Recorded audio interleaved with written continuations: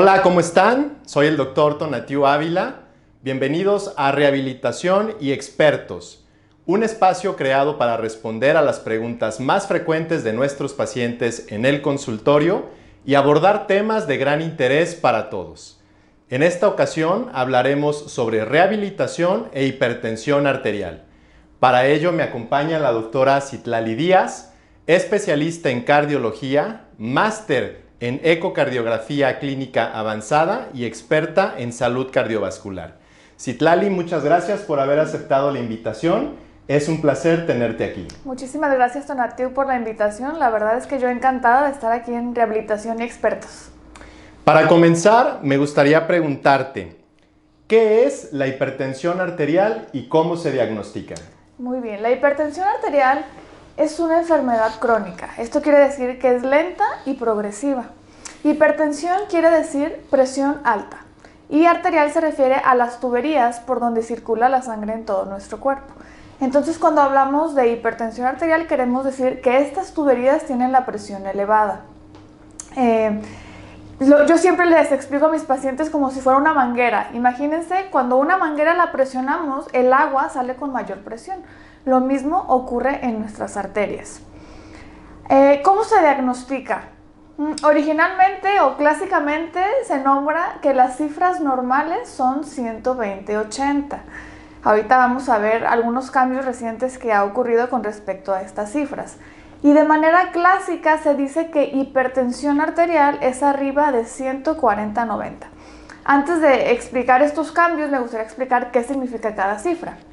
La presión sistólica, que suele ser la más alta, es la presión que manejan estas tuberías, las arterias, cuando el corazón se está contrayendo, o sea, cuando el corazón está bombeando hacia ellas. Por lo tanto, siempre va a ser el número más alto. Y la presión diastólica es la presión que manejan las tuberías cuando el corazón se está rellenando de sangre o cuando se está relajando. Y por lo tanto, siempre va a ser la cifra de menor número, ¿no? Entonces, volvemos a las cifras. Clásicamente se considera que lo normal es 120/80 y arriba de 140 o de 90 ya se considera hipertensión. Pero desde el 2017 la Asociación Americana del Corazón bajó ya este límite.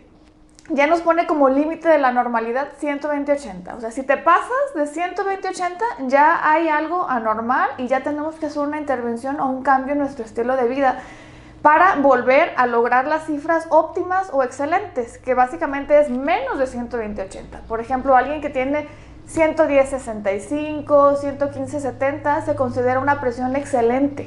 No es presión baja, es la presión que todos debemos aspirar. Entonces, arriba de 140/90 definitivamente ya es hipertensión. Si tenemos cifras por encima ya de 120/80, hay que visitar a nuestro médico para que nos diga qué intervenciones podemos hacer para evitar progresar a las cifras de 140/90. Sí, les tomo la presión arterial a todos los pacientes antes de diseñar sus programas de rehabilitación. Y es muy común que cuando le dices a los adultos jóvenes, tienes 110/70, dicen, ¿y eso qué significa? ¿Eso es alto o eso es bajo? No cabe duda que tendríamos que saber los valores normales para poder identificar oportunamente una cifra alterada. Así es. Una duda muy frecuente entre mis pacientes, ¿por qué aparece la hipertensión arterial? Muy bien. Bueno, vamos a hablar nada más de la hipertensión primaria, también llamada hipertensión esencial, que es la más común que existe, ¿no? Esta presión, cabe recalcar, la presión arterial no es culpa del corazón, porque uno dice, yo estoy enfermo del corazón, tengo presión arterial. No es así. La presión arterial es culpa de las tuberías, de las arterias que tienen la presión elevada, y el corazón es la víctima en todo esto. Entonces, bueno, estas tuberías elevan su presión debido a que se tornan más rígidas y menos elásticas con los latidos cardíacos. Esto pasa a lo largo de décadas, o sea, es algo que va aumentando de manera progresiva y es el resultado de la suma de diversos factores. O sea, no hay una razón directa como tal, sino es la suma de diversos factores. Yo les explico a mis pacientes, es como una receta de cocina, en donde vamos agregando ingredientes hasta que al final logramos preparar el pastel de la hipertensión, ¿no? Cada uno de estos ingredientes son los factores que nos llevan al desarrollo de esta enfermedad. Estos factores pueden ser genéticos o ambientales. Los factores genéticos básicamente son inevitables, ¿no? Ahí entra la raza, la edad, conforme avanzamos en la edad, y la historia familiar. Ya sabemos hoy en día que tener un padre o dos padres con hipertensión nos aumenta el doble el riesgo de que también la tengamos. Sin embargo, no es sentencia tampoco. O sea, el hecho de que mi papá tenga hipertensión no es como que ya, pues yo ya lo voy a tener y no más por eso, ¿no? Esos son los factores familiares. En cuanto a la raza, pues ya se sabe que la raza negra y los latinos, entre ellos los mexicanos, obviamente tenemos mayor tendencia a presentar hipertensión. Entonces, ahí ya le sumamos otro ingrediente, ¿no? Estos son los ingredientes o los factores que no podemos controlar tanto, pero existen otros factores que sí son modificables, que son los ambientales, y ahí es donde entra el sedentarismo, las dietas altas en sales, la obesidad, el sobrepeso, todo esto, ¿no? Entonces, estos son los factores en los que nos tenemos que enfocar para evitar llegar a la hipertensión arterial. El hecho de tener una tendencia no es destino, ¿no? No estamos sentenciados a presentarla. Podemos evitarla controlando estos factores.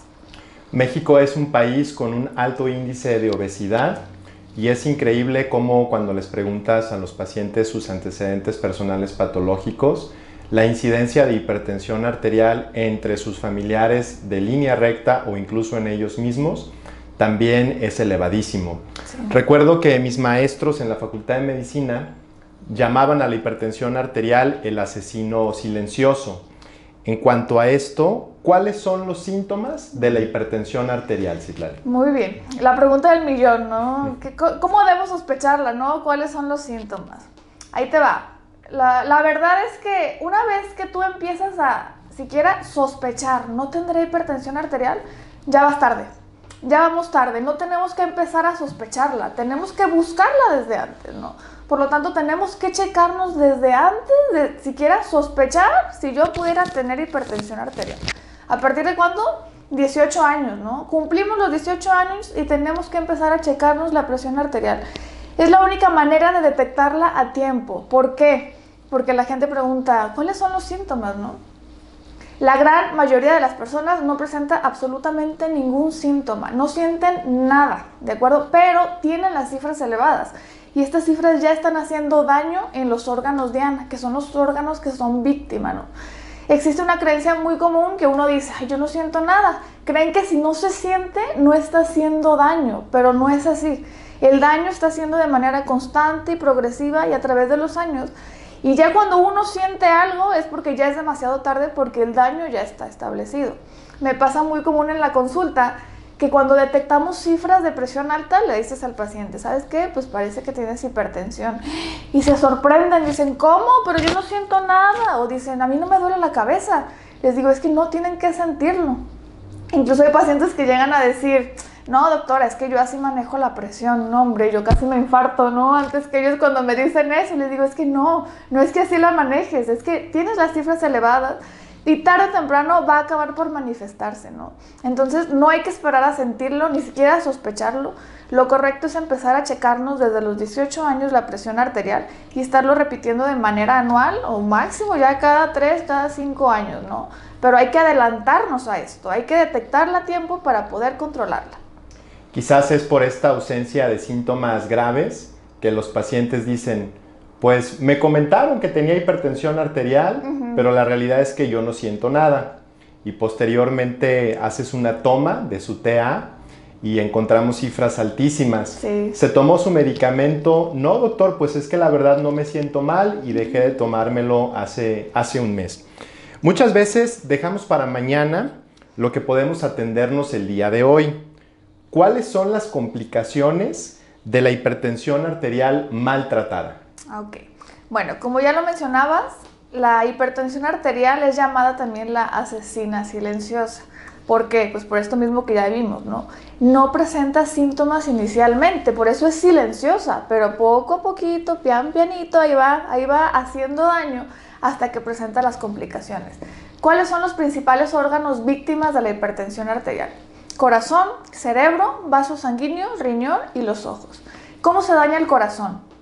El corazón, Al tener que estar bombeando la sangre constantemente contra unas tuberías que tienen la presión elevada, es como si en cada latido tuviera que pujar. O sea, está pújele y pújele y pújele el corazón en cada latido para poder bombear la sangre. Esto a la larga provoca que el corazón se vaya engrosando, como si hiciera pesas, como si lo pusiéramos al gimnasio.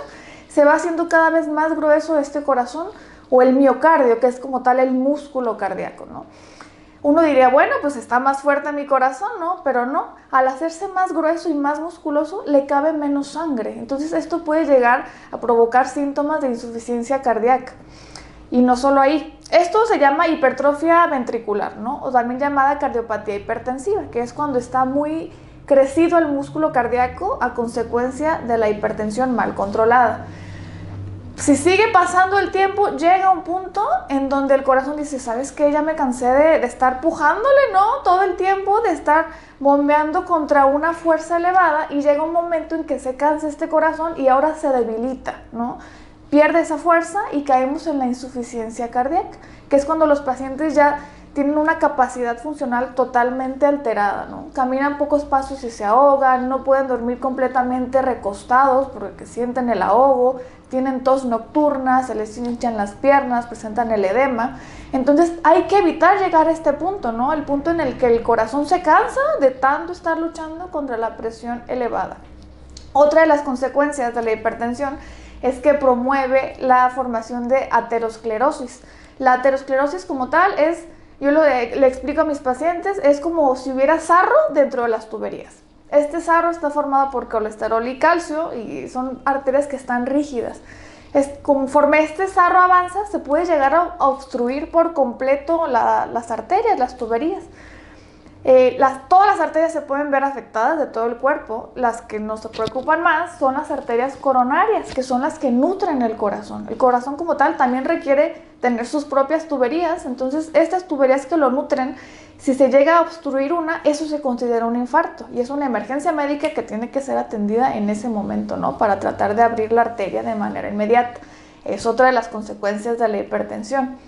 Hablando de cerebro, ahí puede haber consecuencias con respecto a accidentes cerebrovasculares hemorrágicos, que es el clásico derrame cerebral, o isquémicos, el clásico infarto cerebral. Entonces también cerebro está sufriendo con esta hipertensión. Riñones puede desencadenar insuficiencia renal y, como ya hablamos, todas las arterias del cuerpo pueden aumentar su aterosclerosis y tener problemas en estas arterias, ¿no? Entonces, pues las complicaciones son múltiples. La buena noticia es que podemos evitarlas, ¿no? Tener hipertensión arterial, lo repito, no es una sentencia de que se van a presentar las complicaciones, siempre y cuando la controlemos. Esa es la clave, controlarla para evitar llegar a estos puntos. Tus palabras me hacen recordar el caso de un paciente de la sexta década de la vida, muy apegado al naturismo y a no tomar los fármacos alópatas. Motivo de consulta, rehabilitación, dificultad para caminar, debilidad en sus piernas e incluso algo de pérdida de memoria. Fue increíble encontrar que la causa principal era una hipertensión arterial descontrolada, y tras evaluación por el especialista en neurología, mediante una resonancia magnética se encontraron desafortunadamente daños irreversibles, que, como bien lo dices, el cerebro es uno de los principales órganos que se pueden ver afectados por una hipertensión arterial maltratada. Citlali, la medicina avanza a pasos agigantados. Quiero preguntarte, ¿la hipertensión arterial es curable? Mira, como ya dijimos al principio, es una enfermedad crónica y como tal no es curable, pero es controlable. Sin embargo, no quiero que por esto se desanimen diciendo, ay, no, pues ya no se me puede curar, ¿no? Si lo vemos de la manera en que controlándola se previenen las complicaciones, pues sí, podremos decir que son curables las complicaciones, ¿no? Nos estamos curando en salud antes de que se presenten. Pero sí, como tal, no vamos a poder retirar todo el manejo y hacer que la presión vuelva a la normalidad. Siempre vamos a tener que tener una intervención en este manejo. ¿Cómo es el tratamiento de la hipertensión arterial? Yo les explico a mis pacientes que se imaginen que es como una pirámide de 2 escalones. La base de la pirámide es el estilo de vida. Tenemos que tener bien asegurado ese estilo de vida para poder lograr el control.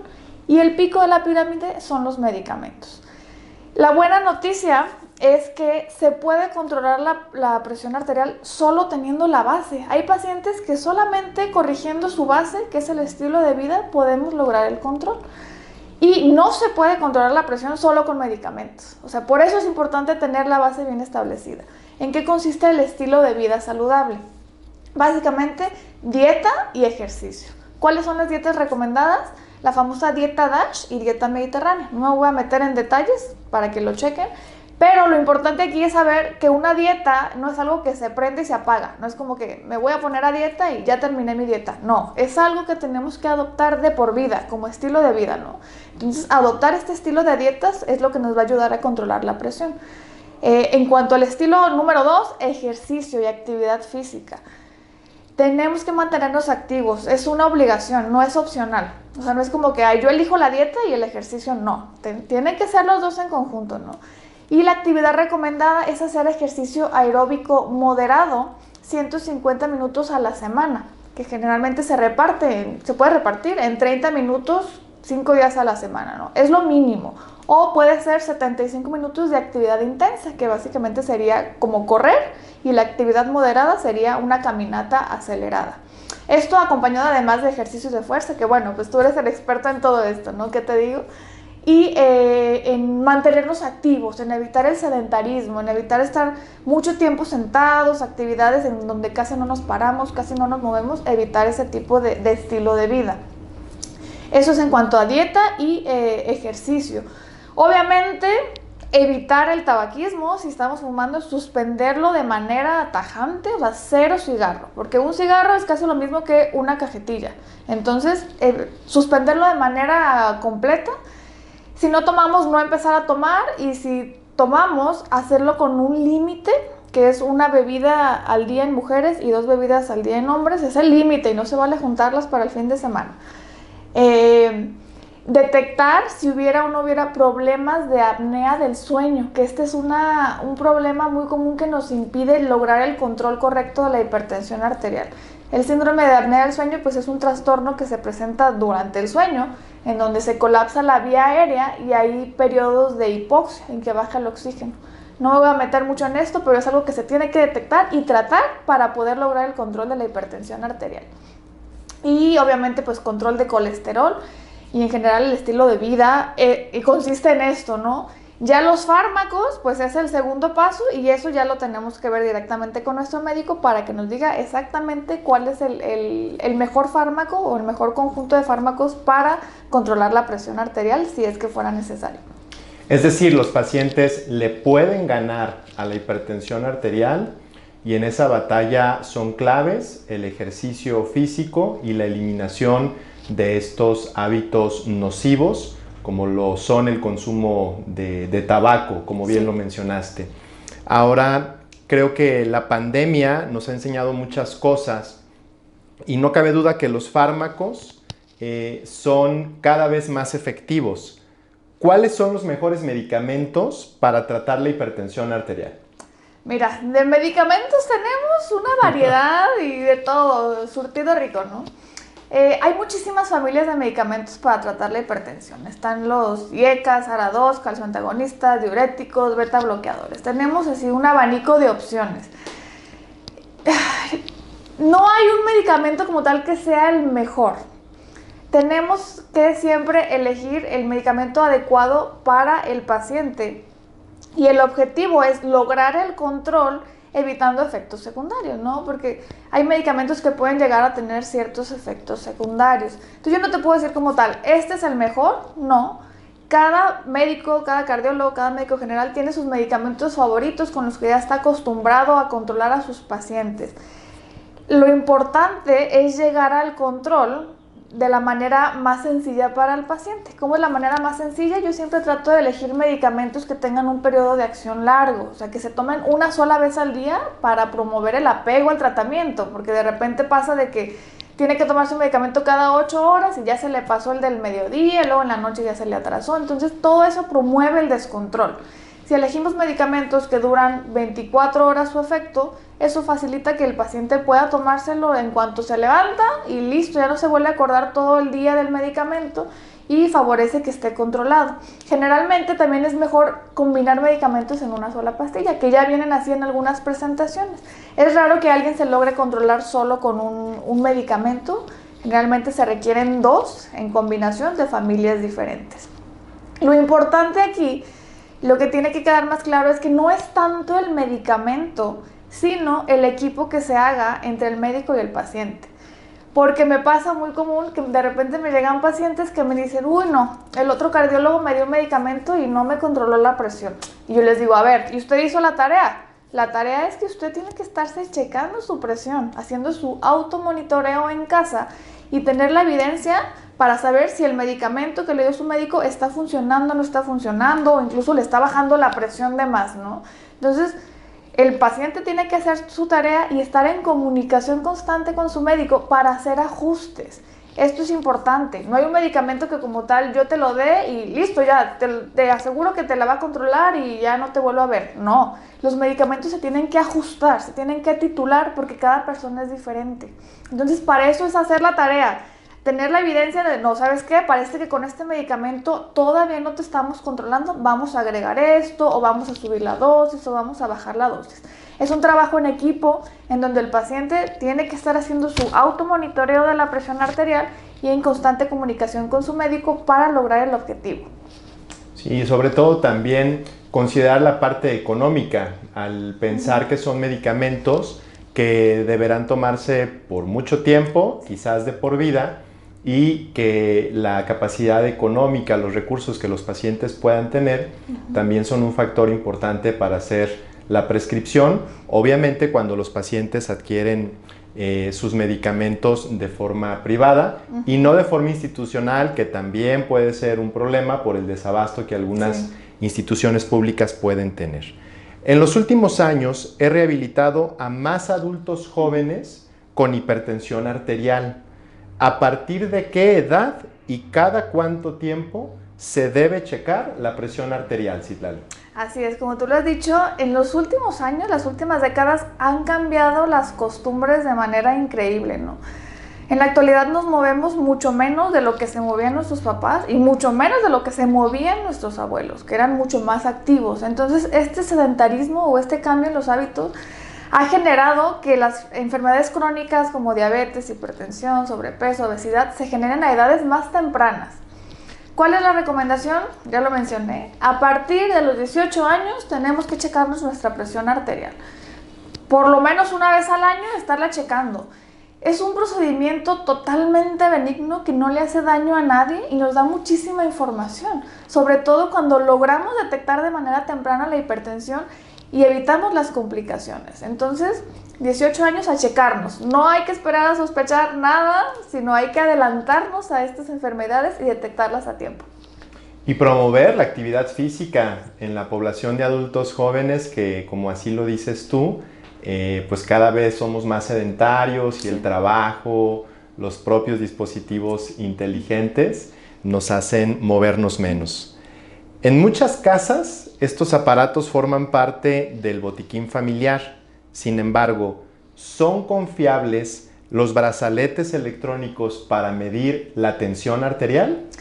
Mira, la verdad es que a mí me parece excelente que sean parte de un botiquín, ¿no? Es una excelente práctica tener nuestro propio dispositivo, nuestro monitor de presión arterial o también llamado baumanómetro.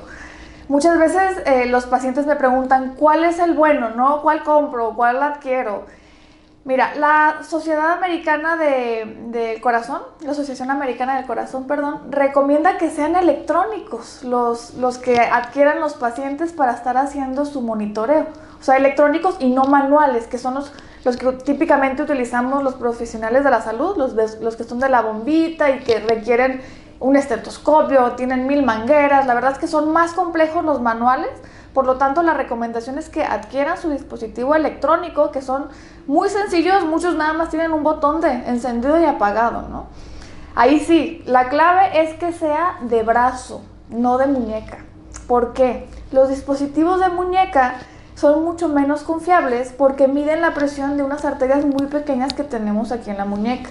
Por lo tanto, cualquier movimiento en falso que ya habló el paciente, que se movió poquito, nos puede dar cifras totalmente incorrectas.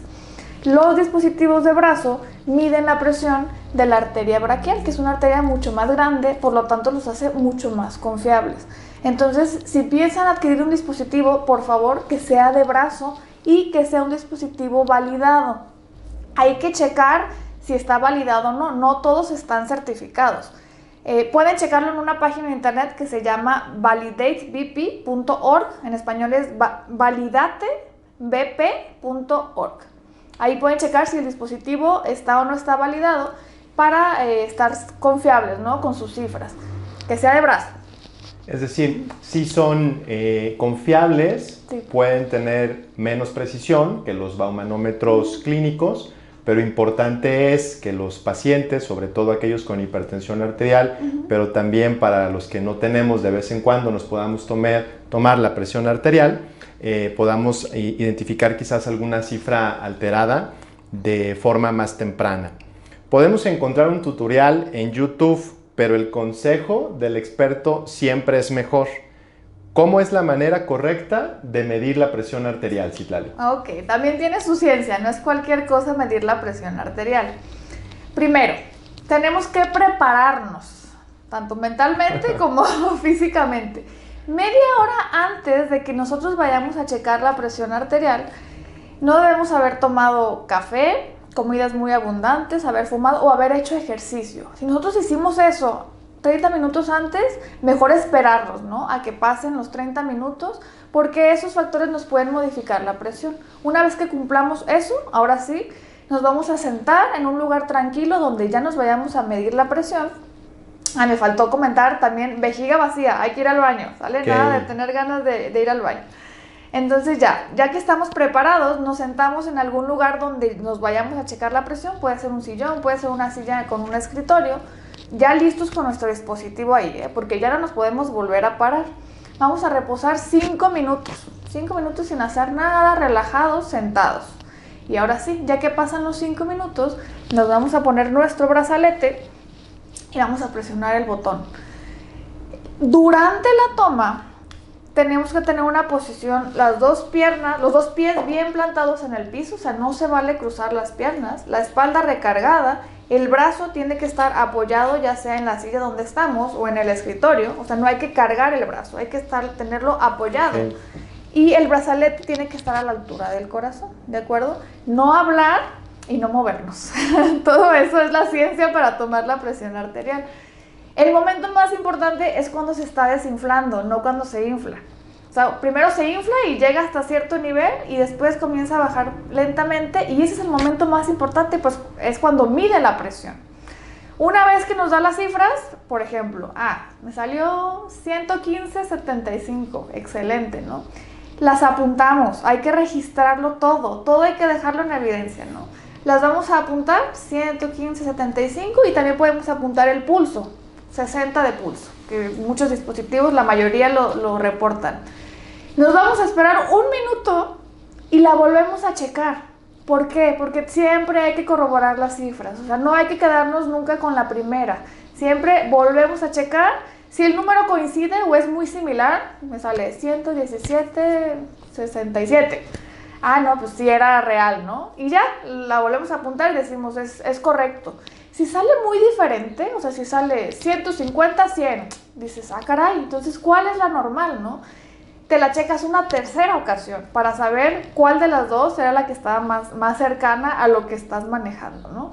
Entonces, aquí el mensaje es prepararnos, hacer todo el procedimiento de manera correcta y siempre corroborarla, porque es algo que suele olvidarse. Uno dice, ya, saqué 120/80, listo, y nunca la corroboran. Entonces siempre por lo menos 2 veces hay que tomarla y apuntarla, tener un registro. Pueden tener un cuaderno, una hojita, lo que gusten, porque esa es la mayor evidencia de que estamos haciendo las cosas bien, de que el médico está indicando el medicamento correcto y el paciente está tomando su medicamento como debe ser y llevando un correcto estilo de vida. Los pacientes pueden llegar al consultorio estresados por el tráfico, quizás porque van algunos minutos tarde. o quieren estar platicando todos los detalles de su enfermedad al momento que se está tomando la presión arterial. Creo que es una respuesta que le está dando mucha información a todos para tratar de seguir al pie de la letra esa técnica correcta y poder obtener una cifra más precisa de la presión arterial. El corazón es un órgano de nuestro cuerpo que no podemos descuidar. ¿Con qué frecuencia debe acudir al cardiólogo un paciente con hipertensión arterial, Citlali? Ok. Bueno, todo depende de en qué etapa de la enfermedad estemos. Si es una hipertensión de reciente diagnóstico que está descontrolada, obviamente las citas van a ser mucho más frecuentes. Puede llegar a ser cada mes o incluso hasta cada 15 días si tenemos cifras demasiado elevadas, ¿no? Tener estas primeras citas, el objetivo es lograr el control, encontrar la dosis de medicamento adecuado, establecer el nuevo estilo de vida en el paciente, hasta decir, ¿sabes qué? Ya, esta es tu dosis de medicamento, a tales horas te lo tienes que tomar y este es el estilo de vida que tienes que llevar. Y parece que con eso ya estamos logrando la meta, ¿no? Que generalmente es lograr las menos de 120/80 en la población en general, las metas de presión arterial. Una vez que se logra el control, o sea que ya yo digo, ¿sabes qué? Pues ya lo logramos con estas medidas, podemos espaciar un poco más las consultas, ¿no? Ya sea cada 3 meses o incluso cada 6 meses en pacientes que están excelentemente cumplidos, ¿no? En todo este periodo lo importante es que el paciente sepa que tiene que hacer su automonitoreo.